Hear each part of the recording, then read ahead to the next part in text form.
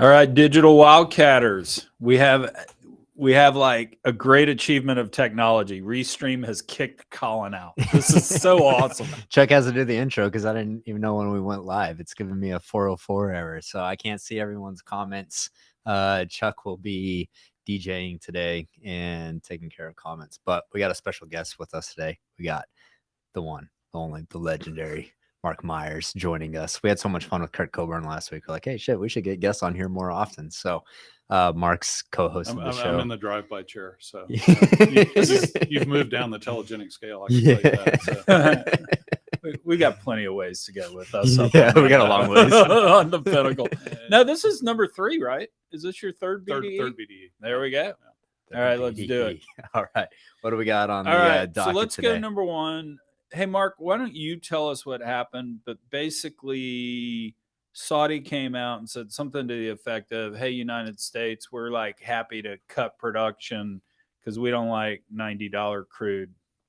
What did they say and what did it mean? Javier Blas had in his email this morning a summary of the written interview that ABS did with Bloomberg, and basically saying that they don't like the increasing disconnect between the physical and financial markets and crude. And so basically coming back out and saying we reserve the option or the right, OPEC Plus reserves the option or the right to cut production, which you can take a number of ways. Certainly, as I think about it over the long run of having been an OPEC observer, is the thing that's really bullish to me, at least on the margin, is if there were more concern on OPEC Plus's part about impact on demand of a production cut, a real production cut, then I think you might not have seen such an aggressive move on Saudi's part. Yeah. I mean, I've always found it kind of like comical that people think that OPEC has real-time demand response, right? Oh, we're going to cut back, we're going to increase production. I mean, I think us oil guys know that if they're going to increase production, it means they're going to go out and drill more wells, which there's a long cycle that comes along with that. It's not just, oh, we've got a ton in storage that we're going to release. So I always kind of find some of these remarks to be more just driving narrative through headlines than what actually matches with their capabilities and reality. But that's just, that's my take on it. No, to that point, I want to throw up this chart real quick. This is rigs running in the kingdom. And if you look back kind of 95 to 2005, it was, call it 18 to 20 rigs. And I think if you went back 1995 to whenever, it was always, call it 15 to 20 rigs running. And, prices fell in 08, 09, and they still had, call it 40, 45 rigs running. The crash was Thanksgiving of 2014. And from that point, they had 80 rigs running to, literally until the pandemic, 60 rigs running. So my whole thing is, if you have 3 to 4 million barrels a day of excess capacity like you advertise, you're not running that many rigs. I understand running some rigs. Oh, that well went down, we got to re-drill it or whatever. And we know these numbers aren't right because they don't ever accurately report how many rigs are there and all that. But directionally, just the fact you're using 3 to 4 times the rigs historically you've used, you don't have it. Yeah, I agree. That's what I was saying. It's like you can say one thing. Well, Gawar, the crown jewel, is 70 years old plus now. And, that's not a spring chicken if you look at some of the giant oil fields around the world over the last century plus. So, yeah, there's an intensity that comes along with that in terms of being able to maintain. I was in the middle of Simmons and Company back when Matt was putting together Twilight in the Desert, and a big part of his thesis was the fact that drilling intensity was going up. Yeah. So what's census on BDE? OPEC full of shit. Are they? Well, none of they haven't. They announced their production targets. How long ago? A year ago, 18 months ago, and they haven't come close. They've missed it every month, kind of since then. And it's been others. Saudis hit their targets so far, but they just don't have it. So we're staring off the edge of a cliff. No juice. Yep, they just don't have it. So All righty. What do we Happy got? days are here again. I don't know what we're going to do about it. Yeah, shout out to Energy Cynic, because I love Energy Cynic on Twitter because he stays true to his name. Be the most bullish environment, and he's cynical. You need that. Yeah. Me and him, I think Energy Cynic likes me, and I think like we're a good balance because I'm eternal optimist and he's eternal cynic. And anyways, he put out a tweet, I don't know, this morning or yesterday, and was just talking about how he just can't wrap his head around bull thesis on commodities. But my thing here is, as long as there's, he looks at it really from demand side, and he just thinks that there's increasingly demand destruction across all of these countries. People are using less energy. But I just think that the supply side kind of is outpacing it, because I don't think that OPEC has any juice to put out. I just don't think that there's a ton of supply. What's y'all's take on the supply demand? I would just sum it up like this. I think what we've seen in terms of the measurable demand contraction or destruction does not proportionally match the bearish rhetoric, which ties back into really what the Saudis were talking about as a motivation to close the gap in the physical and financial markets. Doesn't mean it's not going to happen at a certain price point, clearly, because we've seen it before. It's just that the physical markets, I think, belie a little bit of the narrative is a bit out of ahead of that on demand, but always got to be mindful of it. Brad Olson's take on it when he came on the podcast the other day, a couple of months ago, was at 3 times EBITDA, I'm not incented to go create more production as a publicly traded company in the United States. And so you've got one of two things that are going to happen if we want to have increased production out of the United States. Multiples are going to have to double, go from 3 to 6 times EBITDA, or prices are going to have to double. Mm-hmm. It's one of the two, because right now your incentive is to maintain flat production and send money back to your shareholders. So, yeah, it's always interesting to see how the economics and finances drive behavior, incentivize behavior. So yeah, I like how he frames that. Hey, either give us a higher multiple, or higher prices will incentivize people to drill a well. I loved his take about, did all these CEOs go from being idiots in the shale revolution to geniuses today? No, it's just incentive change. So, all right, I'm looking down at Restream. I look ghostly white here. I think it's the Astros jersey, but I'm going to the Astros game tonight. You need to get some sun. There we go. I need to be out. All right, story number 2. University of Texas is poised to overtake Harvard as the largest university endowment in the United States. All of this is driven by oil revenue, because the University of Texas, in effect, owns minerals over 2.1 million acres, basically in the Permian Basin. What say you, Frack?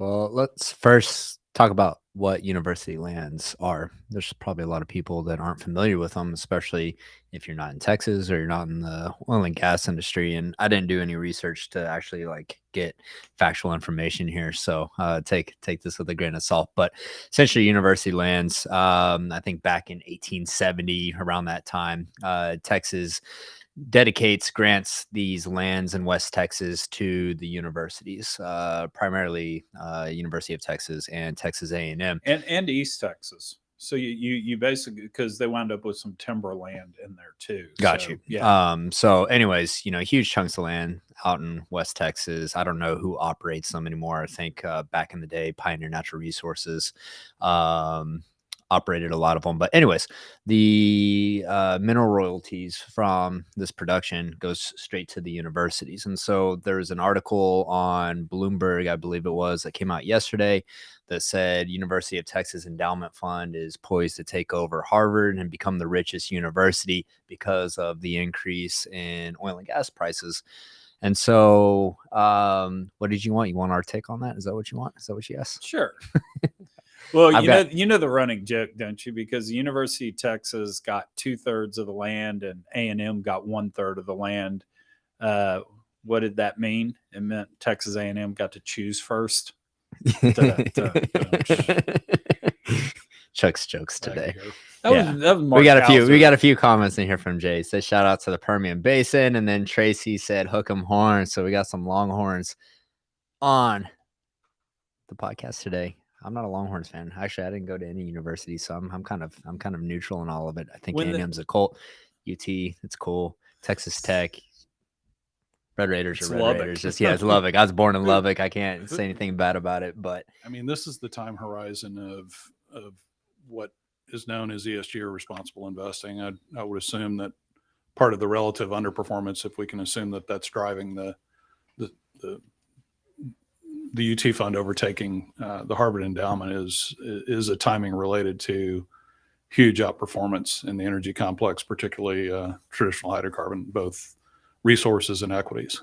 Yeah, no, that's exactly right. So Harvard went anti-fossil fuels, divested, did all that.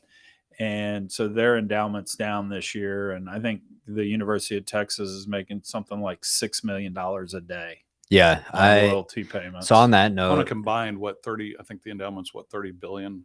So Texas is at 42.9 billion, and then Harvard is at 53.2 billion. That was a last month number. Yeah, exactly. So that's actually an interesting thing that I didn't think about, that Harvard's, with their divestment in oil and gas and all the Ivy League schools divesting, that, they don't get any of the upside of oil and gas or commodities. But let's talk about a couple of things here, because one, I was just reading that comment there. We'll get to it here in a second.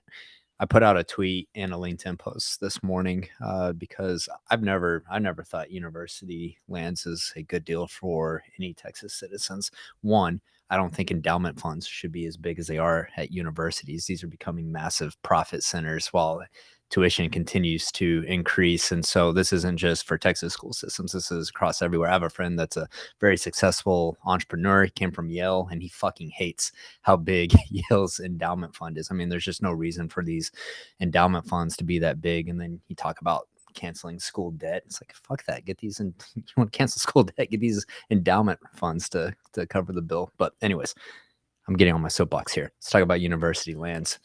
I think that as Texas citizens, these revenues should flow back to the citizens, either directly or indirectly through the investment of infrastructure.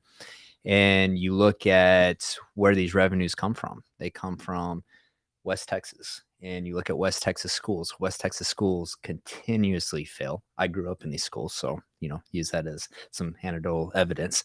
Continuously fail and underperform compared to the rest of the schools in Texas. And Texas ranks 43rd in education for the United States. It's a low fucking bar, and West Texas schools underperform compared to that.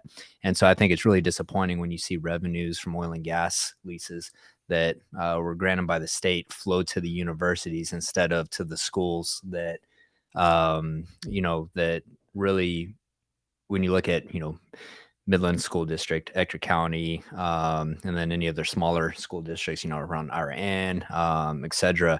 I mean, they're just poor schools, poor infrastructure, don't pay the teachers well, and then those teachers are getting pulled into the oil fields. And so I think it's pretty disappointing to see that no one's really talking about how that money can better serve the citizens of Texas. I recently heard an anecdote. I can't recall precisely what it was, but a school district in West Texas was unable to field a high school level physics teacher. Right. That's twofold. That's one, opportunity cost of being a teacher over going to be a tech for an oil and gas company, and two is the ability to fund the program. Yeah. And I hear what you're saying about a more equitable distribution of the endowment that we all have in Texas as a function of as a result of the resources that we've had for 120 years. Yeah, I mean, look at Alaska. I mean, I'm sure Alaska's endowment, and it has issues with it, just like any government ran. The difference in the permanent does, fund, I spent quite a bit of time in Alaska a long time ago. The difference in the permanent fund in Alaska, I believe, is still the case, is that every resident gets a distribution, man, woman, and child, every year, based upon the dividend the dividend payout of the fund, which is obviously been under pressure over the last couple of decades because the North Slope has been declining.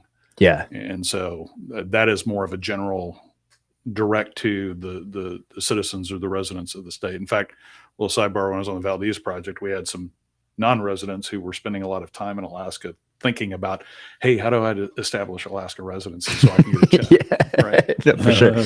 I mean, the North Slope is a wild place, and it's like, I don't feel like the North Slope is part of the United States. I mean, no, the drilling contractors. I mean, you got Doyon up there, and they hire, I mean, residents only. You have to be a native to work for Doyon, and so they're very. I mean, the oil field benefits the people that live there and that grew up on the land. And anyways, that's understand university lands. Like, I'm not taking a dig at university lands as an organization. I mean, there's not.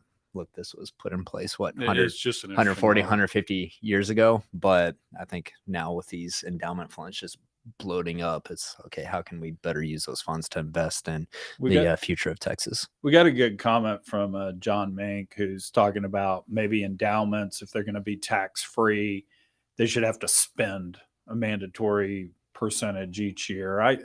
The libertarian could even live with that because, I mean, in effect, you've got all this money just sitting on the sideline growing. It's so incredibly inefficient how we give in the United States to charity, because we all give to our university and our kids' school and talk about spots that don't really need it that much. But I will close it with this. All those Longhorns out there that make fun of my Rice Owls on beating us in football every year, I'd always say, if you can't build a national contender every year with the taxing authority of the state of Texas backing you up, you don't deserve to play football. Yeah, what's We're wrong just a with small you? little private school. I think that's a valid criticism. I don't see the flaw in the logic there. So, all right, next story. I'm sure over on Twitter and LinkedIn, I'll be hearing a lot of comments later on that post that I put. So looking forward to hearing everyone's insight and take on that. Next post, what do we got? We got some geothermal news. So, yeah, give us quick on geothermal, but then I'm going to ask you to get your guy to come in and chat with us. Maybe he'll do it next week. Yeah, absolutely. So yesterday it was announced that Fervo Energy, rising star in the geothermal world, closed a $138 million Series C round, was led by DCVC. And so Fervo Energy CEO is a buddy of mine, Tim. And Tim's really interesting cat because he was a oil and gas completions engineer at BHP, I believe, and then went to Stanford and there developed a thesis around geothermal energy and really is using things that we learned in horizontal drilling in the geothermal world. And one of those things, I had breakfast with him several months back, and he's like, yeah, before Fervo, all geothermal was open hole. They didn't even think about using casing. And thing about using casing is that you have flow restrictions, so you've really a lot of engineering that goes into that. But really big fans of him and Fervo just because they're taking oil and gas knowledge and applying it to geothermal. And one cool thing about them is that I probably have the details wrong on this deal, but they've essentially done some co-locations. Like they announced a partnership with Google sometime last year, I believe, where Google is buying power from one of their facilities. And so they can actually go find a place, poke a couple holes in the ground, develop geothermal energy, and then sell it directly to corporates that want 24/7 clean power. So pretty cool to see this. I am interested. One, we need to get Tim. Tim, if you're listening, this will be my ask for you. I want you to come on the show next week, call in and get 5 minutes of your time to talk about Fervo. One thing I do find interesting is that they position this as a Series C.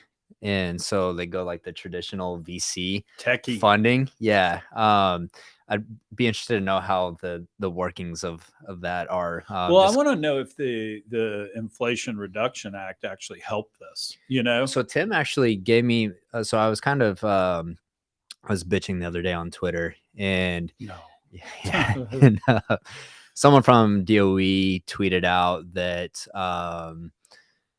DOE was investing $160 million into geothermal, and they're really grandstanding. And so I wasn't so much attacking the amount as the posturing, because look, in oil and gas, $160 million isn't shit to drill some wells, It's a right? pad. Yeah, it's a pad. Yeah. And so when you're talking about extremely intense capital expenditure projects, it's just not that much. And so that's what I was kind of going after.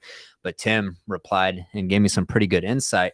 He says that at Fervo, they've personally seen a 5-to-1 ratio of private money versus public money. So the more public money that comes in from the government, from the DOE investing in the space, you can expect a 5x return from the private markets. So that changed my perspective a little bit, where he's saying, hey, look at this as the government using it as a catalyst to increase more private market investments. So Tim's got to come on. We got to deep dive that, because I want to learn more about geo. Just anyway. Yeah. I think one of the, your original point, that it's good to see that there's a lot of direct transferability of skills and experience. Geothermal is probably the most obvious one, but just in terms of energy systems and the engineering that goes around that, particularly if you're involving places that you can't see. Yeah. Right. Like downhole. Yeah. So anyway. Yeah. I know. I mean, and hydraulics that you mentioned, it was all thought of before, probably oversimplifying as open hole. And now you've got all kinds of cool stuff that you can do with. Well, I want to know why just old well bores can't be used. Well, here's what, something interesting. When I first started diving into geothermal 2 or 3 years back, I heard something about Enron using geothermal, and I asked Jeff Skilling, I said, hey, did you guys do geothermal projects? He's like, yeah, we're doing geothermal back in the 70s. He's like, it was always promised infinite energy. And he's like, it was a money pit. He's like, you would drill a well and it would get plugged up and wouldn't flow. But as we're sitting there talking, his eyes lit up, and he's like, you know what? He's like, with the advancements in horizontal drilling, he's like, geothermal might make sense now. And that's what's really opening up geothermal, is just, oil and gas, the advancements that we've had in drilling technology. And what's cool about, what Tim and Fervo are doing is that they're really going after these shallow assets where we can take the technology that we have today.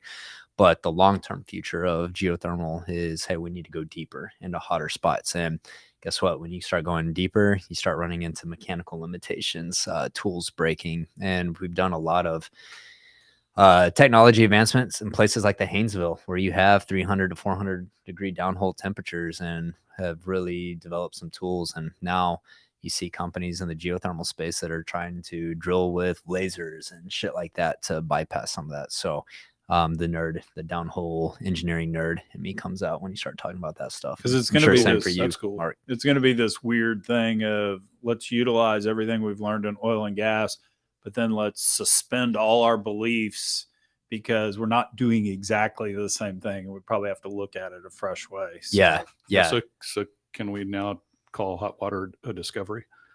There we go. I'll make some tea. Yeah. All right. Buffett got approved last week to buy 50% of Oxy. My only hot take on this is Buffett. Yeah, he's a genius, all that. I do have a theory about Buffett, in that if we filled Rice Stadium and we had everybody flip a coin, somebody would flip heads 20 straight times. Right? So Buffett's smart. I don't want to detract from it and all that. But just remember, for all this, oh, he's so smart, he's buying Oxy, this needs, we all need to do this. He sold all of the Oxy he got from the Anadarko deal in August of 2020, all his common shares. He still had his preferred. You could say it was portfolio management, but could have seen back then, hey, nothing cures low oil prices like low oil prices. I just need to hang in there a little more. So, anyway. Yeah, I'm not in a position to critique Warren Buffett, so I don't have a lot of thoughts on it. I do think it's interesting. Does he have any other oil and gas holdings? Like upstream producers, or is Oxy the only one that he focuses on? I think that's it. He's got Mid-American, which is the utilities and stuff, and they do some midstream. Yeah, I know he has rail cars and shit like that, but I don't know. That's kind of energy. Yeah. I mean, upstream without- It's amazing oil and how gas pipelines haven't producer. been without Yeah. pipelines, right? Yeah. I just think the reason I was asking that is because I think that it's interesting that he's honed in on Oxy and not any other operators. I'm not in a position to speculate or critique the portfolio management because I'm no longer one of those. But I will say it's an interesting data point with respect to kind of time horizon of how we see this all playing out as really a valuation opportunity, Mhm. right? And obviously he's got the preferred alongside that, and I think it probably was a portfolio management move, and a bit of a risk off trade, but I do think it's positive from a true long term value investor standpoint that you've got a long runway ahead. That's what I was going to say. I mean, if you're investing in the space over the next 10 years, you probably have to take that as a positive signal, I would assume. And it's going to be interesting to see. I was talking about this with a former PM peer the other day. Is there's going to be more and more capital as valuations stay relatively compressed, seeking opportunity that isn't encumbered or restricted by a policy mandate. I think there's smatterings in the retail and space of anecdotes that I hear, and then exposure to more direct leverage to hydrocarbons. And I don't have to have a big committee to run the gauntlet to approve that investment. So I think you're starting to see some movement on that side of looking for opportunities while oil and gas valuations stay so compressed. Well, David Ramsden-Wood's take on it was basically, if you were going to free someone from ESG in the energy space, who would you free? You would free someone that has a lot of oil and a lot of possibility for carbon capture. Right. And that is Oxy. Yeah, So, that's what I was going to say. Hazen just commented here and said that they also hold a bunch of Chevron. Obviously, they're more vertically integrated, not just E&P, but they have a huge stake there. And what I was thinking about was, Oxy is a pretty unique company because of the efforts that they have in carbon capture. And look, I was busting them a couple of years ago on the Anadarko deal. But what they do on the carbon capture side is actually pretty interesting. And I know some tech founders that are working with them. Probably can't say it publicly, but they do some pretty cool forward thinking stuff there. So, and injecting gas back in the ground is legacy skill among oil and gas companies. So there's another one. I was talking to someone in oil and gas. They're like, this is the best thing ever. We extracted all of this and now we get to inject it back in. Yeah, we created the problem and then get to fix it. And so, yeah, we're pretty good at injecting as well as extracting. All right, Colin, we haven't even told you. We do have a finger of the week this week. Oh, wow. There we go. This was a surprise. I came back from Europe and we didn't do finger of the week because I was in such a good mood. Last week we kind of cheated. I mean, to give it to Paul McCartney, just so I could tell the stupid story about Pete Best getting fired. This week we're back to true, bitter, grumpy, oil and gas defending finger of the week. Let's see who it is.